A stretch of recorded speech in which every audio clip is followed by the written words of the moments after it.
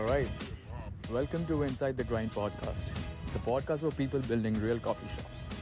Every episode, we sit down with someone who's deep in the day to day, hiring, fixing, worrying, making hard choices, and still showing up to serve. These are honest stories from founders in the thick of it. No fluff, no ego, just the real grind and what's getting them through. If you're building something on your blog, this one's for you. Brought to you by Coffee Futures Fund.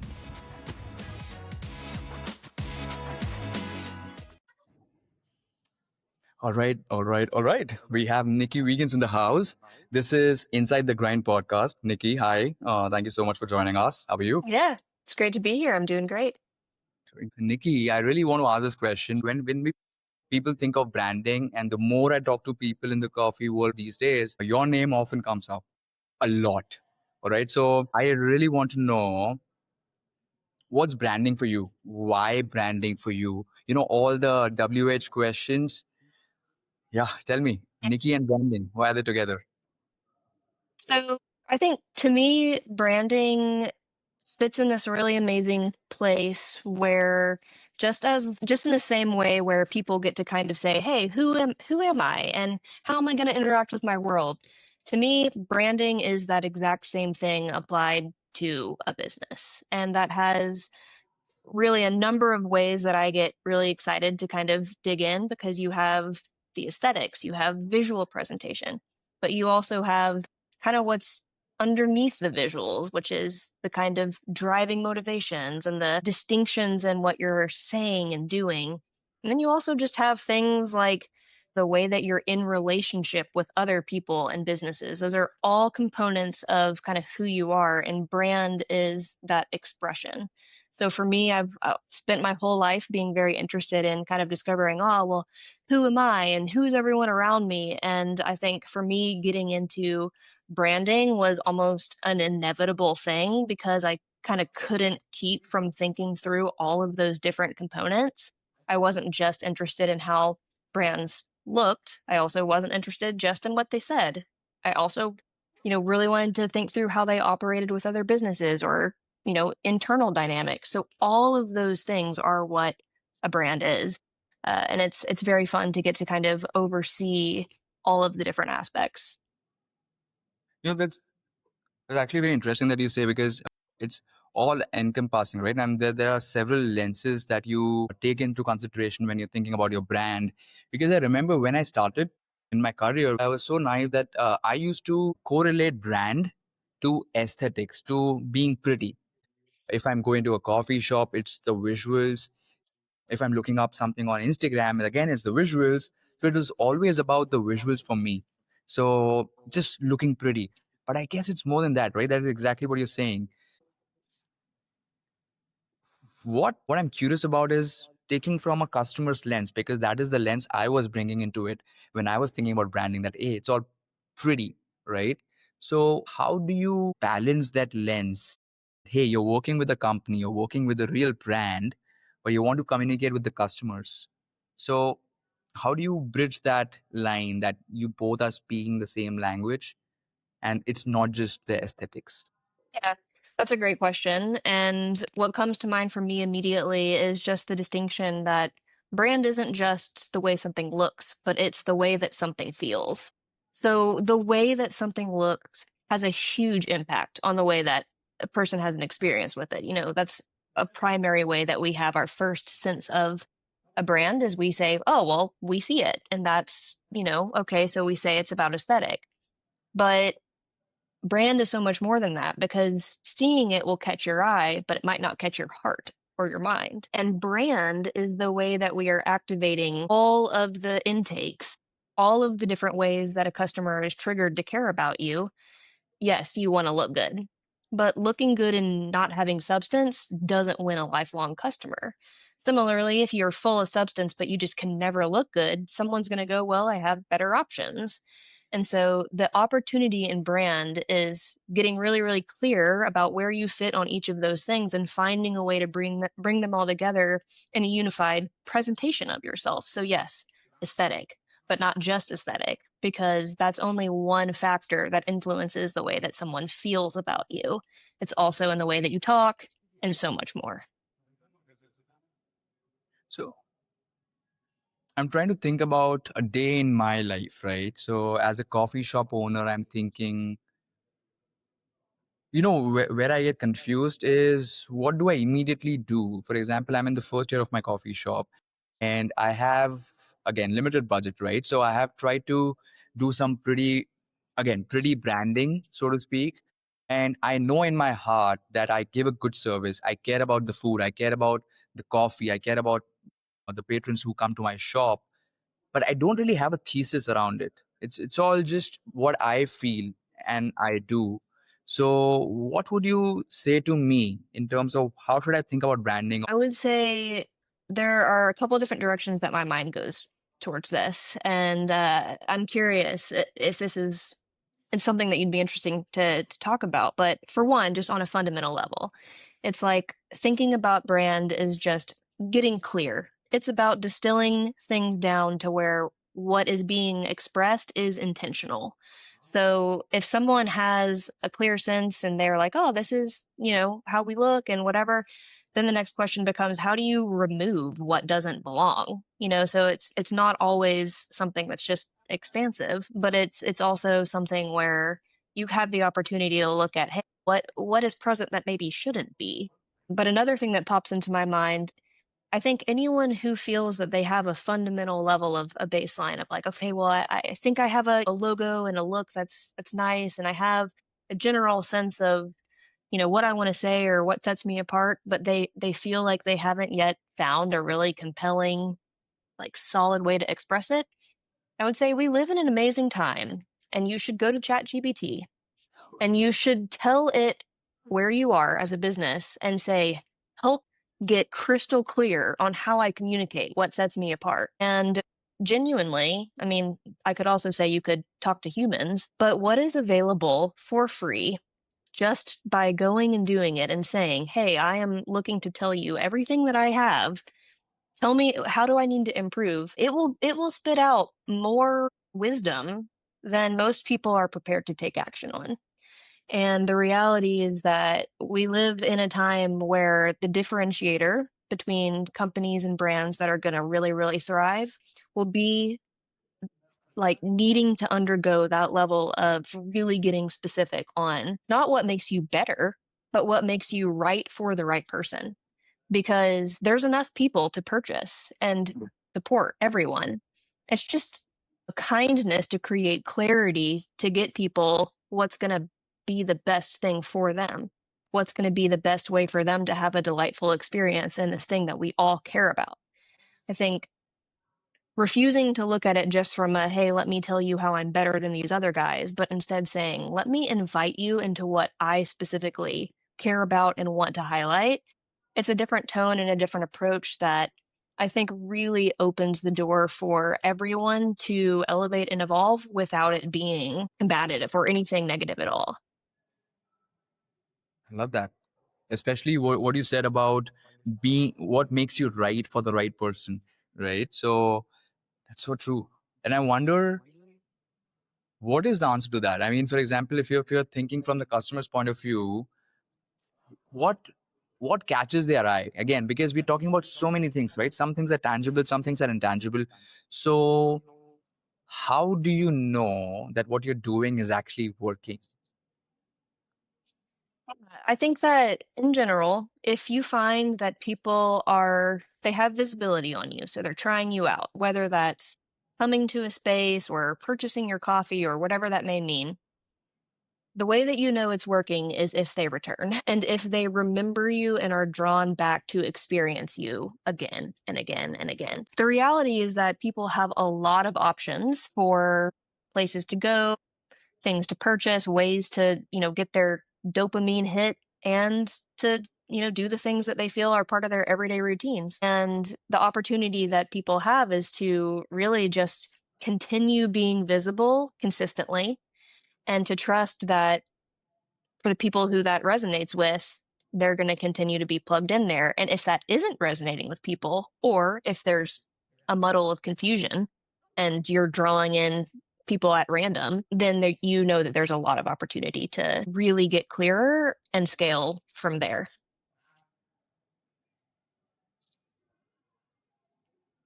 take switching gears. What I see often nowadays on Instagram, Nikki, based on my personal experience, what I see is, and what I hear from experts saying is, you have to have a statement. You have to stand for something. There has to be something that you should be, this is me. How true is that really? Are people really looking for a brand that, I'm not saying it's a good thing or a bad thing, but is that really what people are looking for? That, hey, what is that specific statement that you make? Because you also talked about uh, people want their dopamine hits and they have a lot of options that they could go in multiple directions for many, many things. So having a strong statement and sticking to that for people who have limited attention, how do you do that? That's also a great question. I think that you don't necessarily have to have something that's this super deep, crazy, global impact narrative for people to care about something. But you do have to want something and care about it and be willing to clearly express that. So, for instance, the reason I say that, Onyx has a lot of very heavily value driven things that are really clear. It's unmistakable. We do what we do because of our values, and it's very heavily rooted in a sense of impact. And a lot of people say, well, a lot of people are driven to that because it cares. It's not just a product. But similarly, there are places that serve our beans who they're excited about that story, but their customers, they're not looking for a story. They're looking for a tasty beverage. And Mhm. what the opportunity is for this other company who purchases Onyx's beans to say, all right, well, our brand is that we partner with like-minded, companies or whatever, and we invite you guys into a physical space that you can have great community. And that motivation is enough for a local person who lives in that area who can't go to an Onyx cafe, to tap into a larger story. But this coffee shop doesn't have to be saying our main value is to transform the industry, because maybe they just want to serve their local community, and that's okay, because that's their heart, is to serve the community, and their community will likely resonate with that because people want to be served. And so I think that whether it's viewing it from the top of the industry down to the, hey, I'm a small cafe and I want to serve people well, and maybe someday I want to scale bigger, but I just need to start somewhere, is that there's actually great value in just inviting people to know that you as an individual have something that you're driven to do and you want to share it with them. I think that honestly, a great misconception is that brand and authority has to come with this super kind of corporate established feeling to it, when in reality, Onyx now has this big presence, but it started really small.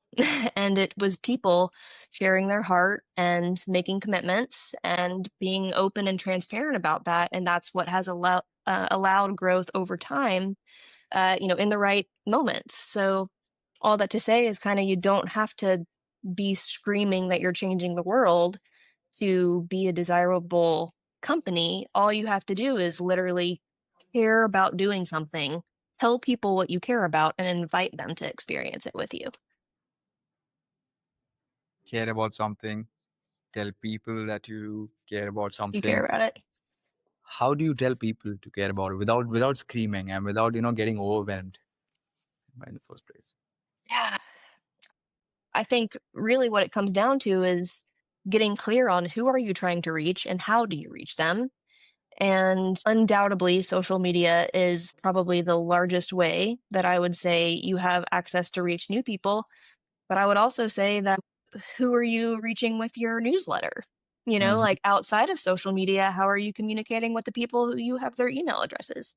Those are all things that I think can be tapped into. And people get really, really frozen by this feeling of needing to do everything at this intense Yeah. level, all of it at once. And the best advice I could give would probably be, whatever one area you feel you're not doing to the level you want to, start there. Just begin pushing yourself to say more with more clarity. And that the repetition of saying it is honestly important. So, yeah, that's kind of what I think about that. That's interesting. There are so many.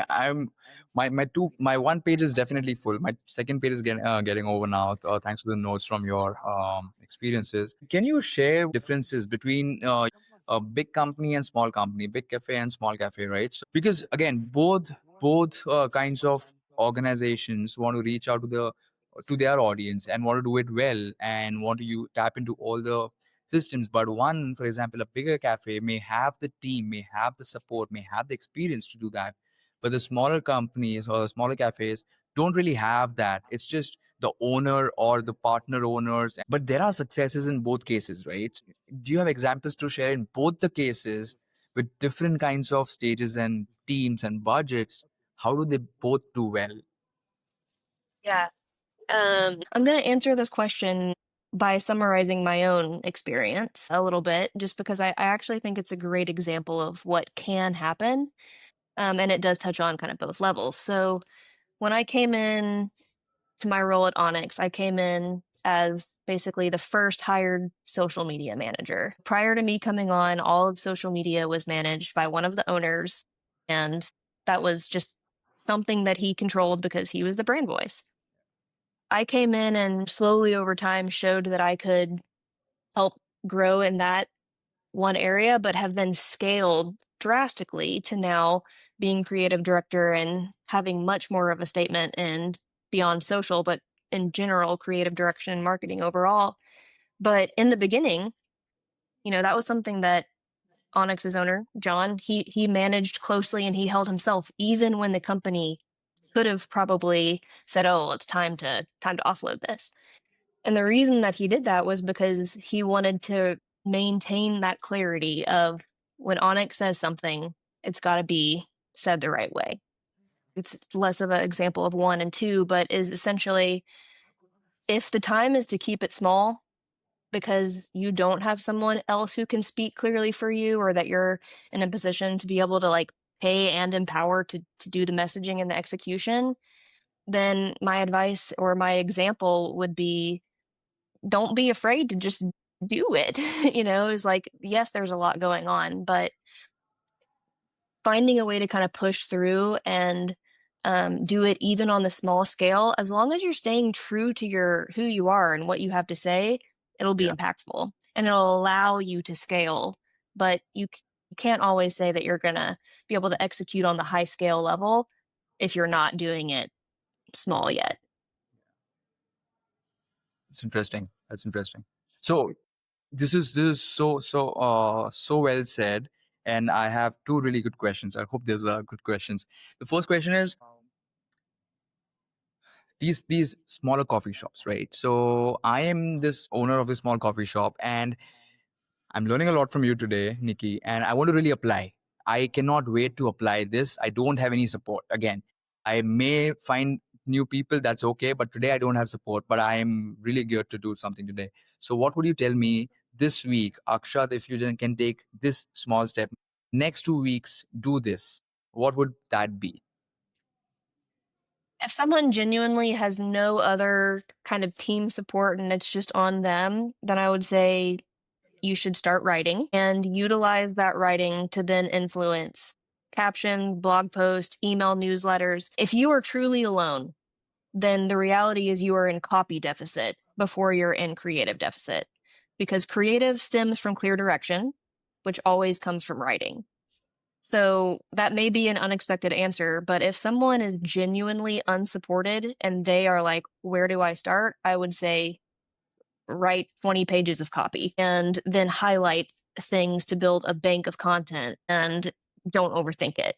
Just start, like, just get volume going, because I wholeheartedly believe that people get held up by not wanting to put something out that's not good, and they waste so much time because they're not allowing themselves to improve because they're just not doing it. And so being willing to put out, I don't want to say like subpar content or whatever, but like you have to start. If you haven't done anything, then it's just getting past your own mental block more than it is, oh, I need a bunch of resource. Because once you have clarity, you have writing or whatever, then you can say, hey, I need help creating this visually. But if you're in a spot where you're like, I have nothing, then you just got to start with the vision and the messaging and knowing what on earth you might want to say. And if you don't have anything to say, then you kind of need to ask yourself, how are you going to create space for you to have something to say? So Yeah. Yeah. that's my honest answer. Wow. Wow. That is great.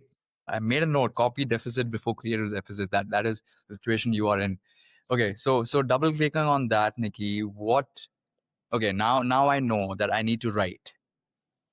What am I writing about? I have no idea again. So many things, but again, nothing. So where am I starting from? Yeah. I really don't want to be the person that's just like go to ChatGPT, but like genuinely, if I was just talking to someone as a friend, my honest advice would be pay $19 a month to get the Pro ChatGPT plan, make a custom GBT. What that allows you to do is basically say, hey, I need you to help, like, ask me any questions that you want to know about me. And then you build it like how you want it to talk to you. So I want you to be a marketing strategist. I want you to be a coffee expert. I want you to serve as a business partner. Like, I want you to motivate me. You can literally tell it everything that you need for yourself, and Mm-hmm. then you can say, here's my website, here's everything that I can like equip you with of what I have to say. And then you can create that like basically brand voice and then put it to work and say, hey, I need to develop a ton of copy to create clarity around my brand, my messaging, things I want to say. And again, I think I said this earlier, but like it will give you more than you are willing to take action on every time. And maybe not all of it is perfect genius advice that's going to get you all the way to the top, but it is going to give you something that you can act on, and it will teach you something as you engage with it. And then it'll, learn your brand and get to know you better and better. And so much of what I do is, I don't want to say written by ChatGPT, but I utilize this as a basically like a brand partner to challenge the way that my brain thinks, to Mm-hmm. inspire new things for me so that I can, again, it's not letting ChatGPT do the work, but it is using it as if it's like a coach saying, hey, you said you want to focus on this. So like you should, it can really help be a driver in a way that I think the reality is people are doing this. And Yeah. so as we get deeper and deeper into an age where communication requires clarity, I think utilizing all of the tools at our disposal is the greatest way that people can maximize, especially with a small team. It makes a ton of sense. Because you all have this opportunity to have a 24/7 sounding board with you, and so why not use it for different areas of expertise. I want to go back to a conversation about big company versus small company, right? And I want to ask you that how do you relay this idea of your brand to your team? Now imagine we've talked about how do you as the owner first get involved and think about the broader picture, what do you really want to do about your brand experience, etc. And then now you use these tools to bolster what you have done by yourself. Now the third piece is how do I bring my team in on this? Again, limited time, limited everything. So, how do I clearly, first of all, communicate this to my team and enable them to take it from there on? So, any successful strategies that you've seen? I think a great place to start, especially if someone is like really at the beginning level with this, is to find maybe even someone outside of the company Mm-hmm. and communicate with them and then ask them to tell you what you're about. So basically, take someone, communicate, and then let them tell you what you actually communicated. Because the question of how you do it is by doing that again and again and again until someone tells you something that you go, yep, that's what I said. And inside the workplace, that requires a distinct level of clarity because there's so much room for interpretation. There's all these different things. People have only, insights into certain departments or whatever. And so I really, really think that's the best thing that I could advise is to just take the opportunity to explain something to someone and then hear them reflect back to you what they actually heard you say. And then refine your communication until it is actually like meeting up to the same place. And then communicate consistently. and Yeah. again and again and again because people forget or things feel like they get added in. And so I think that is where there's a lot of opportunity for people to really get clear and then remain consistent, especially with key players if they're wanting to like hand off pieces of this to like have other people really bolster the message, then you got to make sure that they're empowered with the right words. Nice. Nice. You are starting to get a picture. I am starting to get a sense of, okay, how do I really do it right in terms of my branding? So the next step would be to, I have a lot of content now created with my team. So what kind of documents do you recommend in terms of, branding playbooks, but essentially what are the starting pieces, documents that you begin with? I think that in general, you want to have what I would just call a brand guide, which I think accompanies a level of visuals, and then it also accompanies the why, the what, and the how. Essentially, the way that I would say is kind of like if someone came to you and said, "Tell me about your company, tell me about your brand, what sets you apart." The idea would be that you kind of have a PDF that says, hey, this is what we look like, this is what we feel like, these are the kinds of things we say, this is what we offer. In general, having more developed is better than not, but even if it's just a one pager, even if it's just this is the way that we like to appear, this is the way we want to sound. I try to get really, really nuanced on this. I think even having guidelines around voice and tone, what are we not? What do we not say? Those are all things that, again, the more clarity you can provide, the more you're going to be able to like hand that off over time to the other people on the team who need to represent what you're saying well. Nice. Especially like how oftentimes you mention about removing things also to make it more clear, to bring the focus on the right things. It's not about adding, it's also about removing what's not required. Um, Nikki, I know you work with a lot of companies, and some companies come to you at the right time. Some companies come maybe late. So when is the right time to reach out to you that, hey, Nikki, now I need your help to help me with my organization's branding? I'd say it is always the right time. If you are hearing that and thinking, is it the right time? It probably is, or maybe too late. Not too late, but you know what I mean? It's always the right time to start because I think that the sooner that you undergo the process of getting really, really clear, the better. And I think that that applies to whether it's starting something from scratch or elevating something or even just clarifying internally and not letting there be a public, oh, new phase. But in general, anyone who feels that they do not have the like brand clarity that we're talking about here, you should have that. Like that is something that I think will provide so much clarity for not only business owners and key people, but also the customers and really protect against burnout and confusion. So it's kind of like if you're thinking about it and you feel there's opportunity, really question becomes like, what is the cost of not Yeah. engaging in this? Because being really, really sure of who you are, what you're doing, and why you're doing it not only invites people to enjoy what you're doing, but it also lets you enjoy it to the Yeah. fullest potential that you could. It's awesome. It's awesome. Sooner than you think. And what is the best way to reach out to you then? Email, Instagram? Yeah. Yeah, I would say honestly, the best place that people can really get a hold of me, I think, would be to go to the Specialty Creative website, specialtycreative.co. That is really where I'm trying to kind of point people to have access to me for anything related to these types of conversations. But yeah, you can also follow me on Instagram for occasional cat content. There's a lot of good content. Uh, and sometimes I get as thinking myself as a business owner, I oftentimes also get overwhelmed before I reach out to someone. Maybe overwhelmed is not the right word, but when I reach out to an expert, I'm like, do I know enough? Can I reach out? I don't know what will happen. What should I expect? So when I'm reaching out to you, Nikki, what should I expect?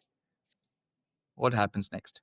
Well, really, I think that when someone reaches out, the first step is kind of just like, let's connect. Let's figure out kind of what you're looking to do and accomplish. I think that there's such a range of kind of what does branding and marketing, all of that mean across so many different scales. And so it all starts with really just understanding kind of what everyone's looking to engage in. Um, but I love to take an approach of really just hearing people out on what they want to accomplish and then putting our brains together on how to best achieve that through, essentially mutual investment, which is what partnership is. So, really, I love to take a collaborative and creative approach to things and find ways to really maximize the investments that go into this category. I think brand and marketing is it's an area where it can be scary to spend or invest not only money but time because you want to do it well and it comes kind of at a high cost again even just from a time perspective. And so it's really exciting for me to get to individualize every conversation and know that success is different for each person. And so the way that we like to work is to define that early and then go after it as hard as we can. Yeah, because I'm honestly liking and excited about the idea to reach out to you early because actually, what's your opinion in terms of when I look at Instagram? It seems like so many coffee shops feel the same, look the same way. Do you also have the same impression? What do you feel about that? I think that a lot of coffee shops do look the same, digitally. I Yeah. will say I don't think that that's necessarily a bad thing. Everyone wants to view social media as the place that you're supposed to go to grow this huge following. But like I said earlier, the goal is to find the right people. And I think that if the question is how do you grow a, super distinct digital presence, yes, unique, original content and a super like specific thing that sets you apart is going to help you achieve that. But if what you're wanting to do is build a foundational level of support of people who are predominantly local, Mhm. you should start with what you see and are excited by, and you should try the trends and just like engage, use the platform and let the things that are specific to you evolve from a natural comfort that is only going to come first by starting. And sometimes you have to start with what's comfortable and what's like literally right in front of you. So I don't think that there's any shame in people starting out with something that's like, oh, well, I saw this other, I'm just copying this reel. Is like, if that's where you're at, you should do that proud and be excited and like have fun with it. And then know that in time, when you're like, oh, well, I have my local audience on lock, like people are coming in, people like it. It's like, okay, well, then how do you now reach someone else? But if you go into social thinking, how do I reach someone I want to reach everyone all across the country, is that really what you want or need to do? Or do you need to speak to a local audience and invest in some, small community of people who are in your area, maybe tap into some, quote unquote local influencers. Those are all things that can happen at a small scale that don't require wildly unique, creative direction. It just involves getting started. Yeah, love that. Love that. You make it sound so simple, which is great. Yeah. Now I feel more confident in terms of what I'm doing. That's cool. Or what I can do. I guess that's about it in terms of questions I have to understand the world of branding from you. Nikki, can I put you on a spot to end Sure. this session? I have put you on spot enough, but one more time. A fun thing is I'd love to hear a story from your life about something that you'd love to share. But the way we do it is let's play a game, right?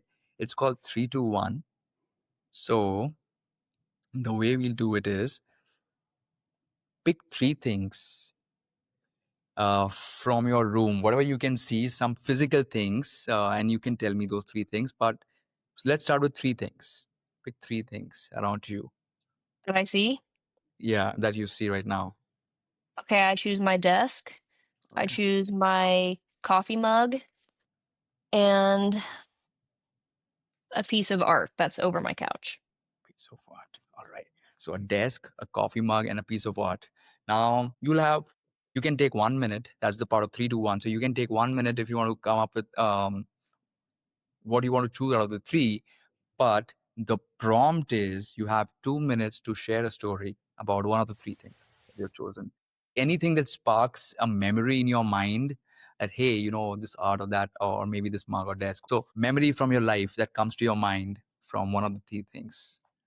Sure. Okay, I'm gonna choose the desk. So the story that I have for my desk is that it is actually a desk that I built myself with my husband. So we had a woodworking company for years and years and years, and that was my like kind of pre-creative and brand career was working in a wood shop and building pieces of furniture. And the desk here is the first piece that we built that I was like, I cannot sell that. I love this. I want it. It's mine. I can never part with it. And so it's one of my favorite pieces of furniture that I have, and no one can rip it away from me. Damn, that is so cool. I did not know about your woodworking journey. And Fun fact about me, any Onyx cafe that you have ever seen, that's what we did before this. So we built out all the Onyx cafes and things like that. So I have surprisingly built about 1,000 pieces of furniture over the course of my time, and that's a fun little piece of lore about me that people enjoy knowing. wow, they definitely enjoy. I'm enjoying. Wow, I did not know this. This is so cool. This begs the question: how, why, from woodworking to brand? Yeah, I mean, the answer is COVID. Mm. So during COVID and the entire world shut down, essentially the business that we ran, I was very heavily involved in just managing day-to-day production and business ownership, as well as creative and marketing. And when COVID happened and things shut down, our business faced a complete shift, as did many. And so I went really, really heavily into content creation. That's when I started making TikToks and things like that, just kind of sharing our journey and inviting people in. And over the course of time, really just got to a place where I had, gained like a good following for us. And I was like, I love this. I want to keep doing this. And like I had mentioned earlier, at the time, John was just doing social media for himself and was, I think, really feeling ready to expand that. And it's just fortunate that I had, years of relationship with him where he knew that I would be able to essentially handle the weight of speaking with the brand because I had been in a relationship with that company for 7 years, at that point, and really was familiar with them. And I've loved coffee for as long as I can remember. And so I would say, the reason of why the transition is just, quite frankly, I think is just the divine nature of my story is one that through connection and passion, I've had the opportunity to take a really, untraditional path into something that feels kind of like it was just made exactly for me. And so it's a really, really fun story to look back on, many, many ups and downs, but one that the things that I learned as a woodworker and business owner now help me as a creative director in this company. So I wouldn't trade a thing about it.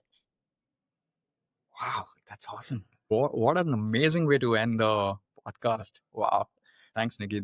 And thanks for the time. Thanks for having me. Yeah, of course. That's it for this episode of Inside the Grind. If something here helped, make sure to subscribe and pass it to another coffee shop or a friend. We all need each other more than we admit. To learn more or join the community, head to coffeefutures.fun. This movement is just getting started. Until next time, keep growing. Your shop matters more than you know.